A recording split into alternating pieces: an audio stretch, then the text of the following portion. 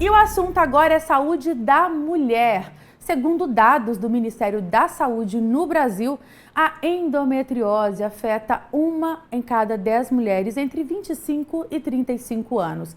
São aproximadamente, para você ter ideia, 8 milhões de pessoas que precisam lidar diariamente com os desafios, e não são poucos, dessa doença.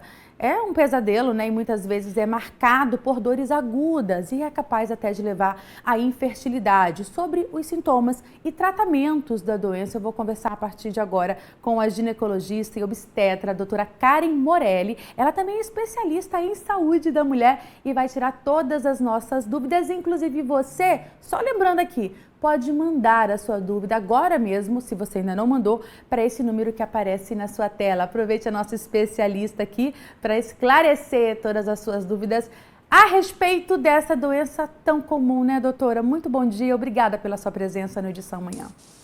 Muito bom dia, estou muito feliz de estar aqui com vocês, batendo um papo, falando de uma coisa interessantíssima e que eu adoro, faço há 20 anos, que é a saúde da mulher. Vamos lá então, doutora, começar essa nossa conversa, primeiro explicando o que de fato é a endometriose e quais as principais causas da doença.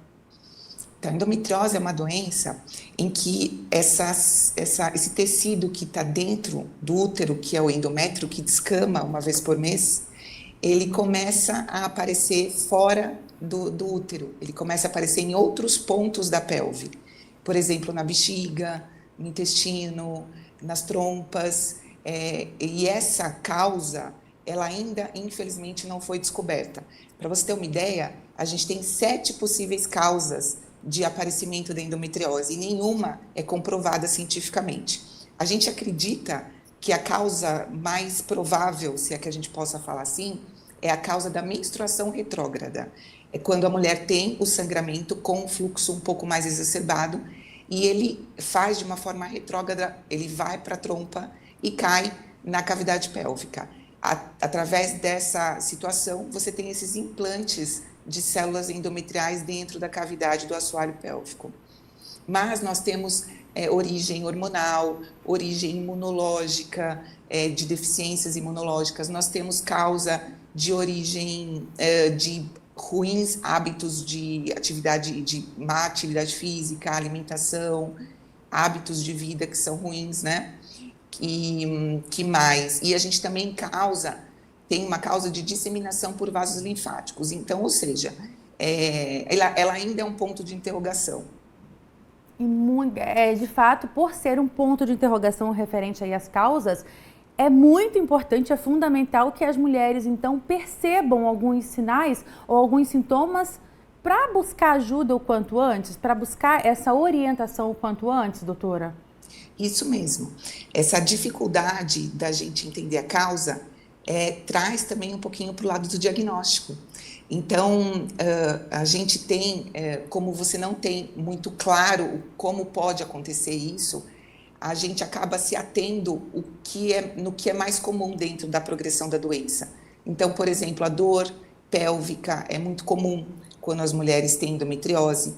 A irregularidade menstrual, principalmente com o hiperfluxo menstrual, é muito comum. E a possível infertilidade. Então, quando a gente tem essa causa, esses sintomas um pouco mais exacerbados, vamos dizer assim, a gente tem que levantar a chavinha de atenção para fazer esse diagnóstico. Agora, doutora, perdão, pode concluir, doutora. Que também não é fácil para o paciente, porque a mulher ela tem um hábito de se acostumar com situações, né? A gente tem muito essa característica, faz parte da mulher. Então, às vezes, essa menstruação vai aumentando e a mulher vai se acostumando com essa condição, achando que isso é normal. E também é difícil para o médico, porque os exames diagnósticos não são fáceis de realizar.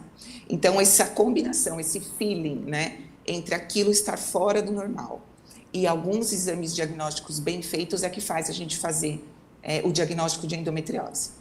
Era exatamente esse ponto que eu ia perguntar para você, doutora, porque a mulher acaba se acostumando e normalizando uma dor, por exemplo. Ah, não, esse mal-estar, essa dor intensa é comum, todo mês eu passo por isso, faz parte desse processo, né, da menstruação. Mas quando que ela deve ficar alerta em relação a isso? Ou é mais correto ainda a gente falar que sentir dor não é normal? Importante as mulheres entenderem isso, né? Muito importante, é perfeito. Eu acho que esse é o ponto, até inclusive, da atenção para esse mês. O que a gente mais vê é essa normalização de achar que ter dor e ter fluxo intenso é normal. Não é normal. A gente não pode se acostumar com essa condição. Eu chego a pegar mulheres até com anemias intensas, sem entender que aquele fluxo é um fluxo intenso. Olha só onde chega, né? Então, o alerta está nisso. Se você tem um fluxo que tem se acentuado, né, do que era o seu princípio, do que quando era o seu princípio, ou às vezes a gente já pode começar com esse fluxo intenso. Embora, como você mesmo disse lá no comecinho, a prevalência da doença é alta, 5 a 10% na população, a faixa de idade é de 25 aos 40 anos, mas a gente tem meninas com 15 anos já com endometriose. Então, se você tem fluxo intenso, se você tem dor, né, que você precisa tomar remédio, né? Eu preciso tomar remédio todo mês, eu coloco muito esse parâmetro, todo mês você toma remédio para cólica? Não, todo mês eu tenho que tomar. Já tem que levantar uma bandeirinha aí, um sinal, um cartãozinho amarelo para prestar atenção. Perfeito, doutora. E ainda falando sobre a questão do diagnóstico tardio, no caso, o precoce é o mais indicado em todas as doenças, na verdade, né? Mas no caso da endometriose, o que pode causar esse diagnóstico tardio? Quais são as consequências? Pode levar ao que o terror, penso eu, né, de grande parte das mulheres que sofrem com a doença, é a questão da infertilidade. Quais são essas consequências, caso esse problema não seja tratado de forma eficaz? Isso mesmo. Eu acho que o mais difícil, 50% das mulheres que têm endometriose têm dor pélvica crônica. Então, também é uma situação muito difícil, né? A gente conviver com uma dor. E essa dor, ela não é só durante a menstruação, ela é uma dor durante o ato sexual, ela é uma dor durante o processo, às vezes, de micção, de evacuação. A gente viu aí, ficou muito famoso quando veio a público o caso da Anitta, né? Que ela fez o diagnóstico, se não me engano, com a dor a urinar, ela tinha um implante endometrial na bexiga. E, então, 30%, 40% também tem a questão da infertilidade. Então, muito triste, né, quando a gente tem esse diagnóstico, limitando mesmo uma situação de gravidez através de ajuda, né? Através de ajuda, graças a Deus, a gente tem ainda ajuda, tem os médicos que fazem reprodução humana que podem ajudar essa mulher, mas mesmo nessa condição não é fácil. Mesmo uma mulher partindo para uma fertilização in vitro não é certeza de gravidez por causa da questão inflamatória que a endometriose causa, né? Você falou agora há pouco também a respeito da qualidade, né, de vida, dos bons hábitos que a gente deve ter, citou a questão da atividade física. E quando a gente fala de alimentação, essa má alimentação muito comum também nos dias de hoje, pode ser um fator de risco também, doutora? Sim, eu falo que sempre, né, a gente tem um sermão médico, acho que fica até chato, né, falando que a base da vida é uma excelente alimentação e exercício físico. Cada vez mais os estudos englobam e trazem ciência com respaldo, dizendo que existe um conjunto metabólico muito favorável para a promoção de saúde. Então, a gente não tem como começar a conversar sem a gente ter hábitos e estilo de vida saudáveis. Então, uma alimentação que favorece o estrogênio, a predominância do estrogênio, a gente coloca muito dentro da classe essa situação. A endometriose aparece quando a gente tem uma predominância estrogênica. A gente favorece esse hormônio em prol de uma outra cadeia hormonal, que é a progesterona. Então, quando você tem alimentos que favorecem essa condição, e também, lembra quando eu falei da questão das causas, a gente tem questões inflamatórias envolvidas, né? Então, quando a gente tem alimentos que inflamam, eu pioro essa condição. Então, açúcares, né? Uma dieta muito rica em açúcar, que é hoje o grande veneno, a gente tem que aprender a se alimentar com açúcares saudáveis e bons. Uma dieta que tem gordura, que faz uma conversão ruim dentro do seu corpo, a gordura ruim, e uma dieta inflamatória, né? Enfim, esses alimentos prontos inflamam muito a gente. E aí, a depender de uma situação metabólica pessoal, tem pessoas que também se inflamam com alguns tipos de alimento por uma condição genética pessoal. A gente tem hoje alimentos muito mutados, né, disponíveis para a gente, então a gente tem que ter atenção a isso. qual é o tipo de pão que você come, qual é o tipo de leite que você consome, alimentos básicos mesmo. Então, uma profissional boa no assunto, eu costumo sempre trabalhar em conjunto com nutricionistas que orientam essa base. Na verdade, não é orientar a dieta, é orientar a sabedoria de comer qual é o melhor pão, qual é o melhor consumo de água ou de bebida líquida que você pode consumir. E assim a gente começa a construir uma base sólida e boa para a saúde. Em todos os aspectos, inclusive não só para as mulheres, diga-se de passagem. Doutora, chegou aqui uma pergunta da Natasha de Campinas e ela conta que a filha tem 12 anos, virou mocinha, como dizem, né? Menstruou há pouco tempo e já sente muitas dores. E ela, agora com todas as explicações, pergunta se é um momento de já procurar uma orientação mais específica. Sim, olha só, é muito comum isso. E eu acabo conversando muito com as mães nesse primeiro momento. Mais uma vez, não normalizem a dor, não normalizem o fluxo intenso, mesmo que tenha uma história familiar de fluxo intenso, né? Não é saudável perder muito sangue, né? Nem que não seja em questão a endometriose, mas até mesmo em questão a espoliação de nutrientes, né? Então, sim, temos que valorizar. Nessa situação em especial, a gente espera, observe esse primeiro ano, que a gente tem um amadurecimento do eixo que controla toda a questão da menstruação, as glândulas envolvidas e os mecanismos de formação e feedback hormonal. Então, a gente observa muito esse primeiro ano de menstruação e a gente intervém quando tem situações importantes. Do contrário, a gente observa e vê como acontece esse primeiro ano de menstruação sem intervenção médica. Correção de estilo de vida, de hábito, às vezes uma medicação para dor, especial também, porque a gente tem muito erro de consumo de remédio para dor. Tem um remédio ideal para cólica, né, para a cólica da menina. E aí você entender também, porque é o primeiro momento de relação dela com a menstruação, entender o quanto essa dor, a característica dessa dor é importante. Que é subjetivo, né? Então, eu acho que um bate-papo legal com o seu ginecologista vai ajudar muito, mas não desmereça a condição. Perfeito, doutora. E a Fernanda também de Campinas pergunta, a gente já falou das causas, né, que não há algo específico ainda para identificar, mas ela pergunta se a endometriose é ou pode ser hereditária.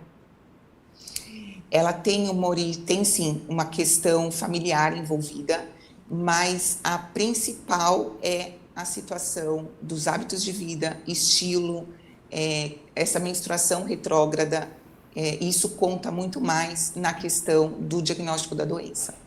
Doutora, para a gente finalizar, falar um pouquinho sobre a questão do tratamento, se ele é realmente específico, cada pessoa é uma pessoa, cada situação é uma situação, e falar da importância desse dia, né, dia 7 agora, um dia importante para se debater e para se conscientizar também a respeito dessa doença.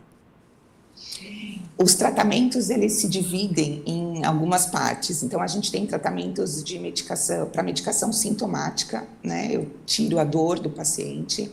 A gente tem energias que ajudam a tirar a dor, por exemplo, o laser de CO2 ajuda a tirar a dor pélvica, pode favorecer esse momento, principalmente durante a relação.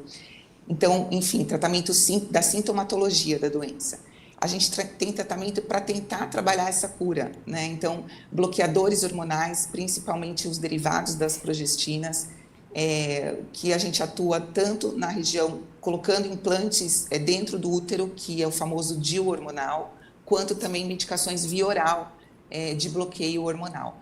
Tem também alguns bloqueadores hormonais que são de outra classe e também medicações que ajudam nesse processo inflamatório, a trabalhar essa oxidação celular. Tem muitos tratamentos que estão por vir novos, que atuam em cascatas inflamatórias que fazem parte do processo da endometriose. E, por último, a cirurgia. Então, quando a gente tem graus mais importantes, a endometriose é dividida por graus, a depender do comprometimento desse tecido que ela está invadindo, a gente tem a opção também cirúrgica de tratamento. Perfeito, doutora. E finalizando, então, sobre a importância de se falar muito sobre esse assunto, inclusive agora no mês de maio. A importância, ela está envolvida acho que principalmente nessa questão da negligência em relação a esses sintomas. A gente entender que não é normal ter dor, a gente entender que não é normal ter fluxo intenso, que você tem que procurar ajuda médica e profissionais que possam valorizar também essa situação. Essa consciência, ela faz parte, esse mês ele faz parte de uma consciência da saúde, uma vez que a endometriose tem uma prevalência importante populacional, com repercussão para a sua vida, né? Haja visto, a gente conversou aqui bastante sobre dor pélvica crônica e infertilidade. Então, é de extrema importância que a gente valorize os nossos sintomas e que procure ajuda médica adequada. Muito obrigada, doutora Karen Morelli, ela que é ginecologista, obstetra especialista em saúde da mulher, trazendo esses esclarecimentos, né, sobre essa doença que atinge tantas mulheres no nosso país. Doutora, muito obrigada pelas suas informações e um ótimo dia. Eu que agradeço, obrigada pelo convite.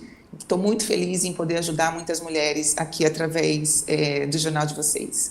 Muito obrigada, doutora. E você aí de casa sabe que pode rever nessa entrevista e compartilhar com as mulheres que você conhece. É só entrar no nosso canal do YouTube, essa entrevista vai estar na íntegra lá para você. E lembrando que você pode agora também nos acompanhar, assistir toda a nossa programação ao vivo pelo YouTube também. É só você colocar lá Rede Família, já vai aparecer o nosso canal, você se inscreve e pronto. Nos acompanha aí em qualquer lugar, direto aí da palma da sua mão, tá bom?